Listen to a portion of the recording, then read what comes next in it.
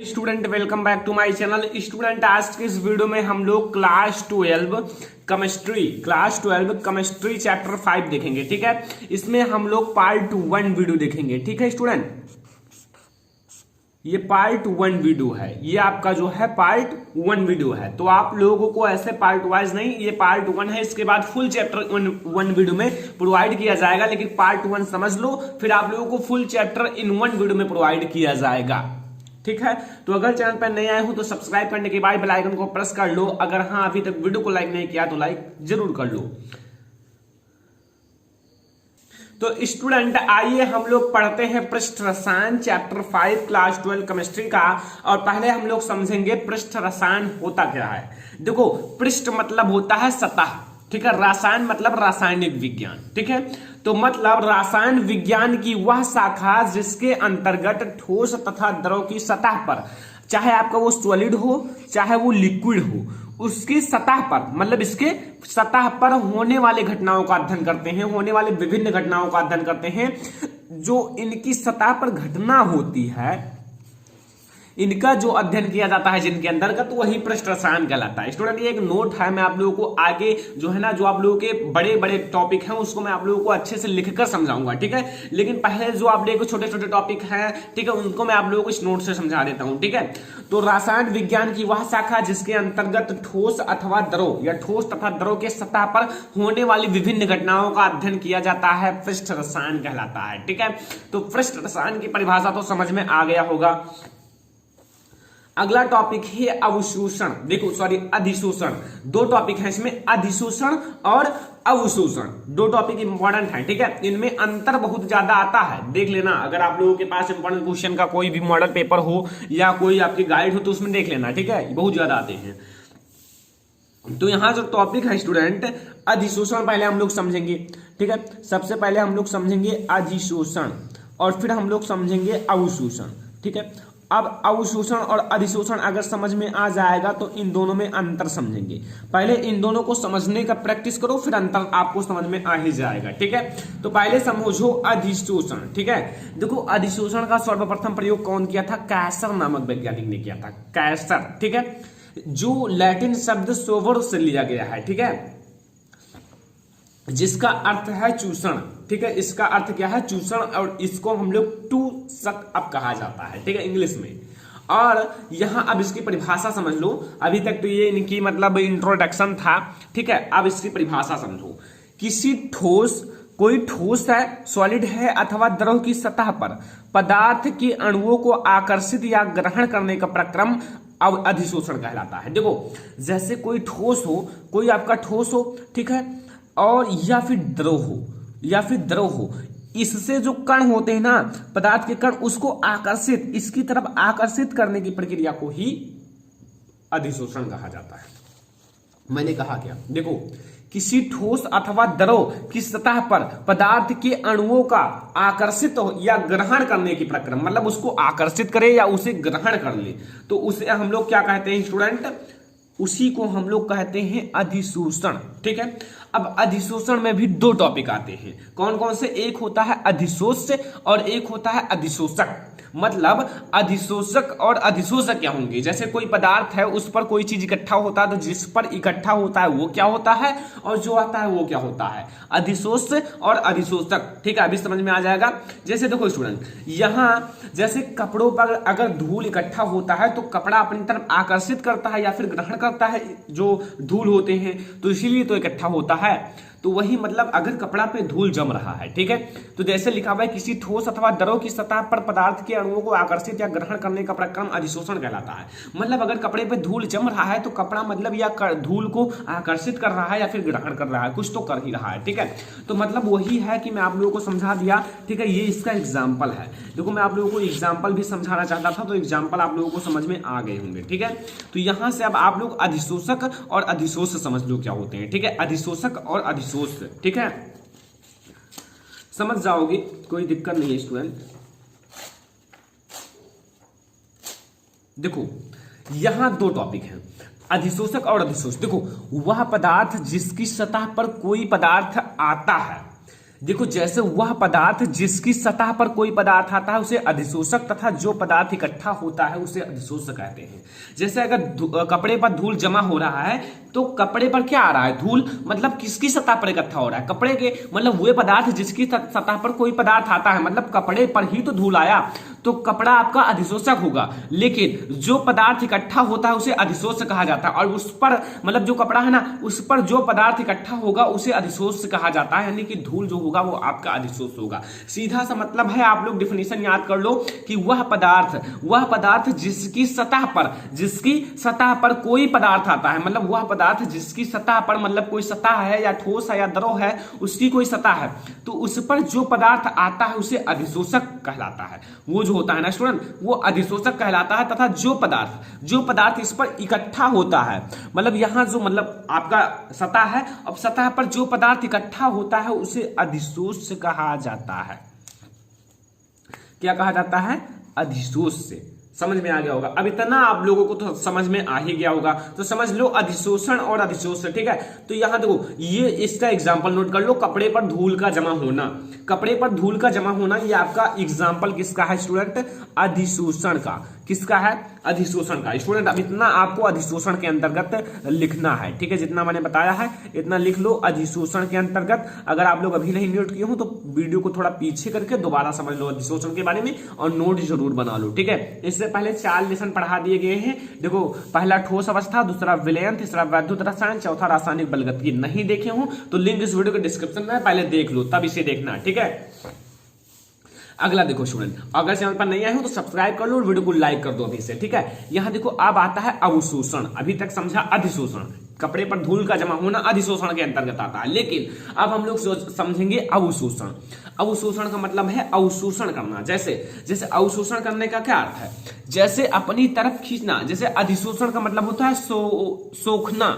जैसे पानी भरा हुआ है ना, तो वो सोख रहा है, मतलब अधिशोष कर रहा है। जैसे समझो, किसी पदार्थ की अणुओं की किसी ठोस अथवा द्रव के अंदर समान रूप से वितरित होने की घटना को अवशोषण कहा जाता है। जैसे समझो, कोई चीज है और वो उसके भीतर चला जाए और उसके अंदर पूरी तरह से अंदर जो है ना समान रूप से वितरित हो जाए, तो उसे हम लोग क्या कहते हैं?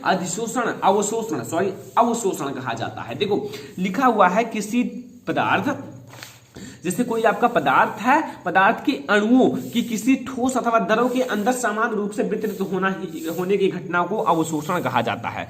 जैसे आप लोगों ने एक बहुत बढ़िया एग्जांपल देखा होगा, आप लोगों ने देखा होगा जो सोखता होता है, गद्दियों में लगा रहता है सोखता, अगर आप उसमें पानी भर दो, वाटर को आप उसमें भर दो, तो क्या होगा कि उसमें जो गत्ता है ना, उसमें पूरी तरह से पूरे गत्ते में फैल जाएगा। और ये नहीं कि यहाँ आपका ज्यादा है, यहाँ कम है, यहाँ ज्यादा है, नहीं, उसमें पूरी तरह से उसके अंदर समान रूप से वितरित हो जाता है। अब वो जब समान रूप से वितरित हो जाता है, तो इसका एक सटीक एग्जाम्पल है अवशोषण का, कि गत्ते में अगर हम लोग पानी को मतलब डालते हैं, भरते हैं, तो वो समान रूप से उसके अंदर वितरित हो जाता है। ये एक बहुत ही सटीक एग्जाम्पल है, ठीक है, और आप लोगों को याद भी हो जाएगा, ठीक है। एग्जाम्पल समझ लो। देखो, सोखता द्वारा जल का अवशोषण, मतलब जब हम लोग सोखता में जल को डालते हैं तो उसका अवशोषण हो जाता है, उसको सोखता है, ठीक है। अगला, चाक द्वारा रोशनाई, जैसे स्याही कहा जाता है, का अवशोषण। अगर हम एक चाक लेते हैं जिसे लिखा जाता है चाक से और ब्लैक बोर्ड पर, ठीक है, अब उसमें अगर हम लोग क्या करें, स्याही को डालें तो वो उसको अवशोषण कर लेगा, ठीक है स्टूडेंट, क्योंकि उसके अंदर थोड़े रिक्त स्थान होते हैं, तो उसको अंदर ये आराम से समान रूप से वितरित हो जाता है, ठीक है। तो ये दो एग्जांपल समझ गए, अवशोषण और अधिशोषण समझ में आया। अगर आप लोगों को ये दोनों टॉपिक समझ में आ गए होंगे, अधिशोषण और अवशोषण, तब आप लोगों को अंतर समझ में आएगा। अगर अभी भी ना समझ में आओ तो वीडियो को थोड़ा पीछे कर लो, दोबारा समझ लो, तब अंतर को समझना। अधिशोषण और अवशोषण में क्या अंतर है समझो। नंबर 1, अधिशोषण इधर लिखो और अवशोषण उधर लिखो। देखो थोड़ा नाम सेम लग रहे हैं, लेकिन आप लोग यहां समझो, इधर अधिशोषण और इधर अवशोषण, ठीक है। देखो ये जो होती है स्टूडेंट, ये पृष्ठ की घटना होती है, मतलब पृष्ठ है से सतह है तो उस पर ये घटना होती है। लेकिन ये जो होती है आंतरिक घटना होती है। जैसे अगर हम लोग सोख्ता में पानी भरते हैं तो उसके अंदर ये घटना होती है, अंदर जाता है पानी तो उसके अंदर ये मतलब आंतरिक घटना है, अंदर की घटना है। लेकिन ये जो होती है स्टूडेंट पृष्ठ की घटना होती है। जैसे अगर कोई पृष्ठ है तो उसकी घटना होती है, ये पृष्ठ घटना है। ठीक है, समझ में आया? यहां से आपको समझ में आना चाहिए ये एक पृष्ठ घटना है, जबकि ये एक आंतरिक घटना है। अगर कपड़े पर धूल जमा होता है तो वो ऊपर ही जमा रहता है पृष्ठ पर, मतलब एक कपड़ा है, अब ये कपड़ा है, कपड़े पर अगर धूल जमा हो रहा है तो स्टूडेंट तो ये एक पृष्ठ घटना है। ठीक है, दूसरा यहां समझो, यह उष्मा क्षेपीय अभिक्रिया होती है और ये जो होती है इसमें कोई उष्मा मुक्त नहीं होता है, कोई उष्मा ही मुक्त नहीं होगा। अगर स्टूडेंट सोख्ता में पानी भरते हो तो कोई उष्मा मुक्त होती है? नहीं मुक्त होती है। अगर आप देखो यहाँ यह उष्मा क्षेपी मतलब उष्मा क्षेपी अभिक्रिया होती है और यहाँ देखो मतलब अभिक्रिया होती है, यहाँ देखो यह उत्क्रमणीय अभिक्रिया होती है। अगर ये अभिक्रिया कराया जाए तो ये एक उत्क्रमणीय अभिक्रिया होगी, लेकिन ये अनुत्क्रमणीय अभिक्रिया होगी। जो अवशोषण होगा वो अनुत्क्रमणीय होगा, उसका उल्टा है, सेम उल्टा। यहाँ जैसे उष्मा क्षेपी है तो ये उष्मा क्षेपी नहीं है, यहाँ उष्मा ही मुक्त नहीं होगी। ठीक है, यह अभिक्रिया की ताप व दाब पर निर्भर करता है। अगर अधिशोषण देखा जाए तो यह अभिक्रिया की ताप और दाब दोनों पर निर्भर करता है। कौन? अधिशोषण। अधिशोषण जो होता है स्टूडेंट, यह अभिक्रिया की ताप व दाब पर निर्भर करता है, लेकिन यह अभिक्रिया की ताप व दाब पर निर्भर नहीं करता है। अवशोषण में कोई अभिक्रिया की ताप वाप नहीं होते हैं, ताप दाब। ठीक है, ये इस पर निर्भर नहीं करेंगे। ठीक है, अब देखो यहां तक समझ में आया। अब हम लोग देखेंगे जो ये अधिशोषण है ना, इनके भी प्रकार होते हैं। अधिशोषण के कितने प्रकार होते हैं? 2 प्रकार होते हैं, समझो यहाँ। ठीक है, नोट मॉडल है, अभी मैं आप लोगों को आगे जो है ना कॉपी में अच्छे से लिखकर समझाऊंगा। ठीक है, लाइन वाली कॉपी नहीं, सादी कॉपी में। ठीक है, लेकिन आप लोग पहले इसको जो मतलब आपके थ्योरी है ना उसे ज्यादा समझ लो, थ्योरी को नोट कर लो, जैसा मैंने नोट किया है ऐसा नोट कर लो और अच्छे से पढ़ लो। ठीक है, फिर आप लोगों को वो समझने में कोई दिक्कत नहीं होगा, वो तो इतना अच्छे समझा दूंगा ना, पीछे और आप लोग चलोगे तो समझ में आ जाएगा। ये सब थ्योरी है छोटे छोटे, इसे नोट कर लो। ठीक है, 1-2 नंबर में आ सकते हैं बस। देखो अधिशोष तथा अधिशोषक के आधार पर यह 2 प्रकार के होते हैं। देखो अधिशोषण में 2 चीजें आई थी, अधिशोष और अधिशोषक। अब इसके आधार पर अगर देखा जाए तो अधिशोषण 2 प्रकार के होते हैं। नंबर 1 भौतिक अधिशोषण, नंबर 2 रासायनिक अधिशोषण। भौतिक अधिशोषण और रासायनिक अधिशोषण। लेकिन भौतिक अधिशोषण जो होते हैं वो क्या होते हैं? जब अधिशोष के कण, जो अधिशोष होते हैं उनके कण अणु परमाणु या आयन, उनके कण होंगे वो अणु होंगे या परमाणु होंगे या आयन होंगे, इसी में से कोई एक होगा। ठीक है, अधिशोषक की सतह पर भौतिक बलों द्वारा वांडर वाल बल द्वारा बंधे होते हैं। मतलब अगर ये भौतिक बल वांडर वाल बल द्वारा बंधे होते हैं, भौतिक बल है मतलब भौतिक अधिशोषण है तो भौतिक बल द्वारा बनेंगे, और भौतिक बल द्वारा बनेंगे तो वो बल जो है वांडर वाल बल एक बहुत ही ज्यादा दुर्बल बल होता है। अगर कहीं भी ये बल हो उसे आप एक बार पटक दो तो ये बल अलग हो जाते हैं, छूट जाते हैं उस वस्तु से, तो ये बहुत ही ज्यादा दुर्बल बल होते हैं। अगर कोई पूछे वांडर वाल बल क्या होते हैं तो कह दो वांडर वाल बल एक बहुत ही ज्यादा दुर्बल बल होता है, ये मतलब बहुत ही जल्दी अपने सतह को छोड़ देते हैं। ठीक है, द्वारा बंधे होते हैं तो इसे भौतिक अधिशोषण कहा जाता है। तो अगर भौतिक वांडर वाल बल द्वारा बंधे होंगे उनके कण तो वो आपका भौतिक अधिशोषण होगा। यहां नीचे मैंने लिखा है वांडर वाल बल बहुत ही कमजोर होता है। वांडर वाल बल जो होता है ना बहुत ही कमजोर बल होता है। ठीक है, यहां तक आपको समझ में आया होगा। अगला है रासायनिक अधिशोषण, और भौतिक अधिशोषण और रासायनिक अधिशोषण में भी अंतर देखेंगे, लेकिन पहले आप लोग रासायनिक और भौतिक समझ लो। अगर ना समझ में आएगा ना तो अंतर भी ना समझ में आएगा। तो पहले रासायनिक अब समझ लो। जब अधिशोष के कण अधिशोषक की सतह पर रासायनिक बंधों द्वारा बंधे होते हैं तो इसे रासायनिक अधिशोषण कहते हैं। कितना इजी है। भौतिक अधिशोषण में भौतिक बल वांडर वाल बल द्वारा बंधे होते हैं, रासायनिक अधिशोषण में रासायनिक बंध द्वारा बंधे होते हैं। इतना इजी है, अगर आप लोग एक बार समझ लो, अच्छे से समझ लो, नोट कर लो, एक बार पढ़ लो, सब कुछ समझ में आ जाएगा। लेकिन अगर ध्यान से पढ़ोगे तब तो यहाँ रासायनिक अधिशोषण में रासायनिक बंधों द्वारा बंधे होते हैं, जबकि भौतिक अधिशोषण में भौतिक वांडर वाल बल द्वारा बंधे होते हैं। ठीक है, यहां तक समझ में आया। आप देखो भौतिक अधिशोषण और रासायनिक अधिशोषण में अंतर क्या है। देखो हेडिंग डालना भौतिक अधिशोषण और रासायनिक अधिशोषण में अंतर। नंबर 1, इसमें दुर्बल वांडर वाल बल होता है। अभी आप लोगों ने पढ़ा है भौतिक अधिशोषण में भौतिक वांडर वाल बल द्वारा बंधे होते हैं, तो इसमें क्या होता है दुर्बल, ये बहुत ही ज्यादा दुर्बल बल होते हैं। तो यह जो होता है ना इसमें दुर्बल वांडर वाल बल द्वारा बंधे होते हैं, जबकि इसमें रासायनिक बंध होता है। ये जो होते हैं रासायनिक बंध द्वारा बंधे होते हैं और ये दुर्बल वांडर वाल बल द्वारा बंधे होते हैं। सेम प्रोसेस है, ये उत्क्रमणीय अभिक्रिया होती है, अनुत्क्रमणीय अभिक्रिया होती है। दाब बढ़ाने पर अधिशोषण की मात्रा बढ़ेगी। अगर हम लोग दाब बढ़ाएं तो अधिशोषण जो होती है उसकी मात्रा बढ़ेगी, लेकिन इस पर जो रासायनिक अधिशोषण, इस पर दाब बढ़ाने पर इस पर कोई प्रभाव नहीं पड़ता है। अगर हम लोग रासायनिक अधिशोषण में देखा जाए तो दाब बढ़ाने पर इस पर कोई प्रभाव ही नहीं पड़ता है। अगला है चौथा, कपड़े पर धूल जमा होना भौतिक अधिशोषण का एक बहुत ही अच्छा उदाहरण है, और इसका है निकिल धातु की सतह पर H2 का जमा होना। एक जो निकिल धातु होती है या नहीं, उस पर H2 यानी कि हाइड्रोजन का जमा होना, ये इसका रासायनिक अधिशोषण का एग्जाम्पल है, रासायनिक का। ठीक है, यहां तक समझ में आया, भौतिक अधिशोषण और रासायनिक अधिशोषण समझ में आया। अब अधिशोषण के अनुप्रयोग समझने वाले हैं। अधिशोषण बहुत ही इंपॉर्टेंट टॉपिक है। अधिशोषण का अनुप्रयोग देखो, अधिशोषण नंबर 1, गैस मास्क के रूप में। जो मास्क होता है ना, इस समय बहुत सारे लोग पहनते हैं वायरस से बचने के लिए, तो इस मास्क को और भी जगह पहना जाता है। जैसे कोयला खान में काम करने वाले आदमी अपने मुंह पर मास्क पहनते हैं जिससे वह धूल मिट्टी कण से बच सकें तथा विषैली गैस CO और CH2 से CH4 से बच सकें। जो कोयला खान में आदमी काम करते हैं ना,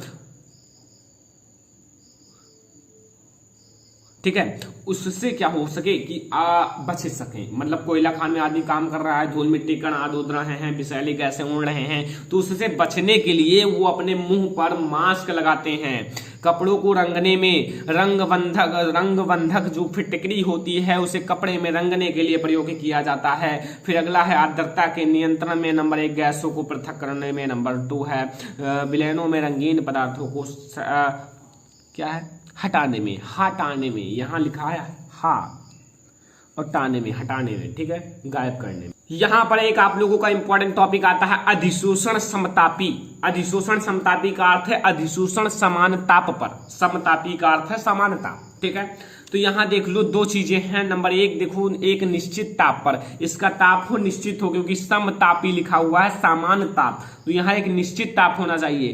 पर अधिशोषित गैस की मात्रा तथा साम्य अवस्था पर दाब, साम्य अवस्था पर दाब के मध्य परस्पर संबंध को अधिशोषण समतापी कहते हैं। अगर इसका जो है ना निश्चित ताप कर दिया जाए तो अवशोषित गैस की मात्रा, जो अवशोषित गैस की मात्रा होगी, और साम्य अवस्था पर दाब, साम्य अवस्था यानी कि रुकी हुई अवस्था, जैसे ये पेन जो है ना, ये साम्य अवस्था नहीं है, अब ये बिल्कुल साम्य अवस्था है अब। ठीक है, तो साम्य अवस्था पर दाब के मध्य परस्पर संबंध को अधिशोषण समतापी कहते हैं। ये मुख्य रूप से 2 प्रकार के होते हैं, फ्रेडरिक अधिशोषण समतापी और लैंगमयूर अधिशोषण समतापी। ठीक है, फ्रेडरिक अधिशोषण समतापी समझ लो, देखो एक ही समझना है, ठीक है, तो कोई दिक्कत है नहीं, समझ लो। देखो किसी निश्चित ताप पर, ताप निश्चित होना चाहिए क्योंकि समतापी लगा हुआ है, अधिशोषण द्वारा अवशोषित होने वाली गैस की मात्रा के लिए फ्रेडरिक ने एक मूलानुपाती सूत्र प्रतिपादित किया। वो कौन सा सूत्र है, यहां देख लो, X/m बराबर है K/P1/N, ये इनका मूलानुपाती सूत्र है। ठीक है, और ये जो होता है ना, 1 से n जो होता है ना, 1 से छोटा होता है, मतलब 1 छोटा होता है, n बड़ा होता है। ठीक है, यहां समझ लो क्या क्या है। यहाँ X जो है स्टूडेंट अवशोषित गैस की मात्रा है, जो गैस को अवशोषित किया गया है। M जो है अधिशोषक की मात्रा है, P है साम्य अवस्था पर दाब, N है स्थिरांक और K भी स्थिरांक है। यहाँ 2 स्थिरांक है, N और K। अब देखो ये है ना, इसके दोनों तरफ लॉग ले लो, इसके आप दोनों तरफ लॉग ले लो। ठीक है, अब मैं आप लोगों को कॉपी में समझाता हूं, ध्यान से।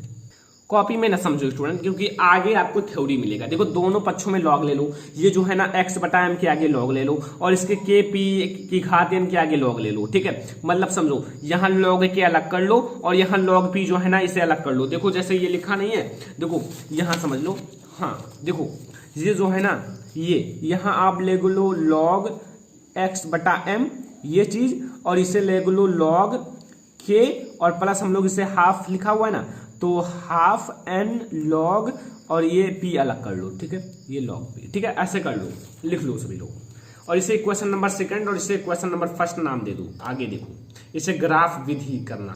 देखो अब log X/m तथा P के मध्य ग्राफ खींचने पर एक सरल रेखा प्राप्त होती है। अगर हम इनके बीच ग्राफ खींचें तो एक बहुत ही सरल रेखा प्राप्त होती है जिसकी ढाल प्रवणता 1/n तथा अतः खंड के log K के बराबर होती है। यहाँ एक ग्राफ खींचो, यहाँ देखो जो log X/m नहीं है, ये जो log X/m नहीं है, इसे आप इधर रख लो। ठीक है, और ये जो log P है, ये log P, इसे हाफ n नहीं यहाँ केवल log p यहाँ रखो, और ये जो log k है इसे आप यहाँ रख लो, और ये जो 1 अपान n नहीं है, ये 1 अपान n ये इसकी ढाल है, ढाल जो ढाल बता रहा है। ठीक है, समझ में आया? तो इसे आप लोग ऐसे ग्राफ खींच लो और लिख लो कि निम्न दाब पर x/m तथा p के बीच ग्राफ एक सरल रेखा में प्राप्त होती है, एक सरल रेखा है। ठीक है, और में प्राप्त होती है, इसमें अधिशोषक में परिवर्तन दाब के समानुपाती होता है। इसमें स्टूडेंट जो अधिशोषक में परिवर्तन यानी कि x/m वो दाब यानी कि P के समानुपाती होता है। यहां से समझ लो P के समानुपाती होता है। ठीक है, अब ये अगर समानुपाती होगा तो समानुपाती चिन्ह को हटाने के लिए नियतांक जुड़ेगा, जिसे क्या कहते हैं स्टूडेंट? x/m बराबर के पी, जहां ये आपका यही आपका है सूत्र के पी। ठीक है, यही आपका अधिशोषण समतापी का सूत्र है। और अगर आप लोग ये आपका निम्न दाब के लिए है, किसके लिए है? निम्न दाब। अगर आप इसका दाब उच्च कर लो तो दूसरा सूत्र होगा, उच्च करने पर इसका जो ये प्रेशर होता है, दाब होता है, वो गायब हो जाता है। ये उच्च दाब के लिए है, उच्च दाब। ठीक है, ये निम्न दाब, ये उच्च दाब। ठीक है स्टूडेंट, तो ये था हमारा अधिशोषण समतापी। तो स्टूडेंट अगर वीडियो पसंद आया हो, ये हमारा पार्ट 1 वीडियो था, ये पार्ट 1 वीडियो था। आप लोगों को अगले वीडियो में पार्ट देखने की जरूरत ही नहीं है, उसमें मैं आप लोगों को फुल चैप्टर पढ़ाऊंगा। तो अगर वीडियो पसंद आया हो तो वीडियो को लाइक कीजिए, शेयर कीजिए अपने फ्रेंड्स के साथ। अगर चैनल पर नहीं आए हो तो सब्सक्राइब कर लो स्टूडेंट। फिलहाल इस वीडियो में इतना ही, तब तक के लिए धन्यवाद।